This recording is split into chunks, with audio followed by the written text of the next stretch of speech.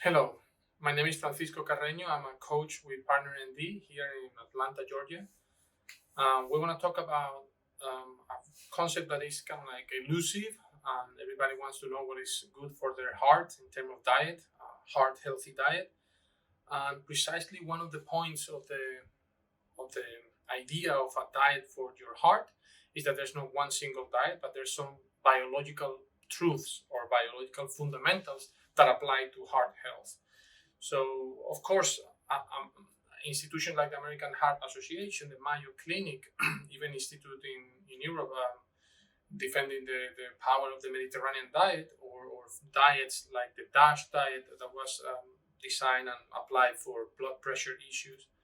All those recommendations hold truth and value, but they are designed to be kind of like applied at a mass scale, and that make them lose a little bit of power for you, right, or for me. So if you have a heart disease, or you have risk factors that you are concerned about or you want to prevent, you can read those guidelines and identify commonalities, like there's a lot of veggies in all those diets, there's a lot of fruit, there's some moderation in some shape or form of the fats, which that is a very controversial point because we're still getting some evidence that the fat per se is not the problem.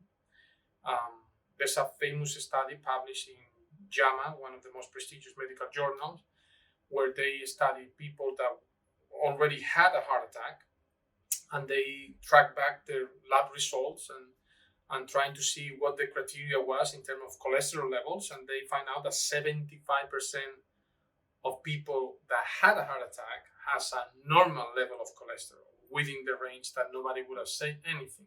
So clearly there's more to the story in terms of lipids. Even protein, is some recommendations are to minimize animal protein, and there's some value in that, but there's others saying that there's some value in fish, right, because of the omega-3s and the protein.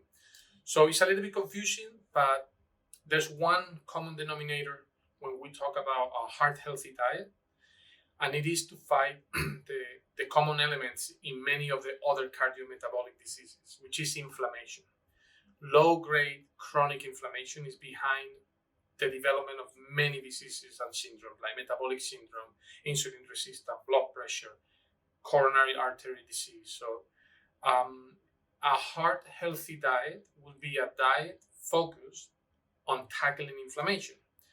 And starting for the fat in the diet that we've been talking just a few seconds ago, it is well known that a lot of the vegetable oils used in processed food, in culinary, I mean, in the kitchen of many industrial cookings and products and everything, happen to be rich in omega 6, which is a particular form of a polyunsaturated fat. The point is that omega 6 have a tendency to end up translating into inflammation in your body. And that's not necessarily bad when it's acute for a problem, for a necessary event in the body that you need inflammation.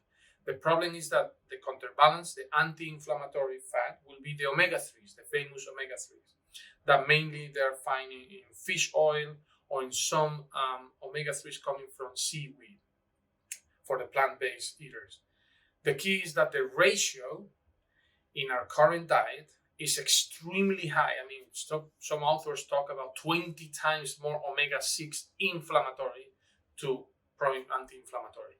So flipping those numbers and eating rich omega-3s or monosaturated one, like olive oil and avocado oil and some of the fats in some nuts, that is the good fats, and that's no cardio negative, if you will, and try to reduce the inflammatory ones. So rule number one will be to stop eating inflammatory food.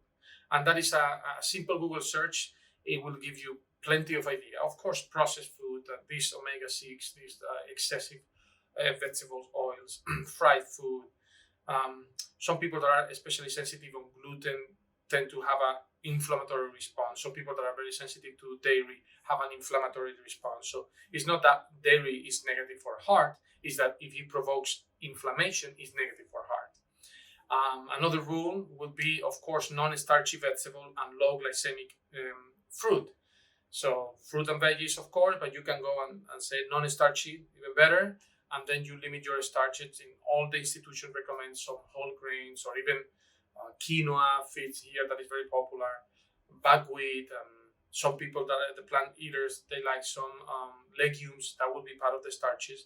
But most of your vegetables should come from the non-starchy ones, the green leaf, the celery, the asparagus, green beans. The green family, almost whatever you want. And the fruit, you can go, the berries are the go-to. Raspberries are especially low in sugar. And why I'm talking about that? Because it's very prevalent, the insulin resistant among the population. And insulin resistant also is associated with a pro-inflammatory state. So it's everything that tackles inflammation, right? Then the use of spices that are anti-inflammatory is also a very interesting thing, via cooking and via supplement. Another rule is protein. This is a controversial one as well. High protein diets are associated with a lean body mass, which is good. You don't want to have excessive fat tissue, which is inflammatory.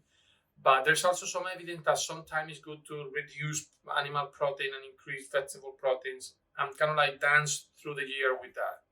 That is easy, that you can, your animal protein, and sometimes you go on a more plant-based, and if you don't know how to do it or you don't like the alternative, you can go for plant-based protein in protein shakes. Finally, a rule that is important also for a heart-healthy diet would be two aspects of your lifestyle that happen to have some fundamental for heart health, which is time restricted feeding, the famous intermittent fasting that people are like very hyped about. When done properly, and because you can do it and your body can tolerate it well, it happens to have some anti-inflammatory effects in the time period that you are fasting. That there's some changes at the molecular level that are anti-inflammatory, or what we can say here, heart healthy, right? And finally, one of the well-known killers of our society and our hearts is stress. So unmanaged stress is always bad stress, including the stress of being hype, being happy and surrounded by your loved one, but you are not giving your time to process and to de-stress and all those good self-care practices. That is important because stress literally turns into inflammatory markers, right? Chronic stress, one of the effects on the body is have a chronic elevation of cortisol. That cortisol, in short amounts, acute, is anti-inflammatory, and when it's chronically, it wreaks havoc and actually put you on a very pro-inflammatory. That also feeds probably sleep deprivation, which is devastating for your cardiovascular health. So that is the real heart healthy diet. It's an anti-inflammatory diet that you can achieve by many other concepts: the Mediterranean approach, the paleo approach, the ketogenic approach at some points during the year. The plant-based, you have to work a little bit harder to get some of the fish oils and some of the protein and vitamins, but you can do it too. What is clearly not is a diet what is rich in processed food or in food that is prepared with, unhealthy oils or oils that get rancid very quickly. A diet that is very rich in carbohydrate to a point that is borderline bothering your insulin metabolism and your carbohydrate metabolism. Excessive sugars is inflammatory, and not controlling your stress and eating probably too much during the day, too much calories, and maybe too late at night that you have bad nights. That picture of an inflammatory lifestyle, that is the real problem.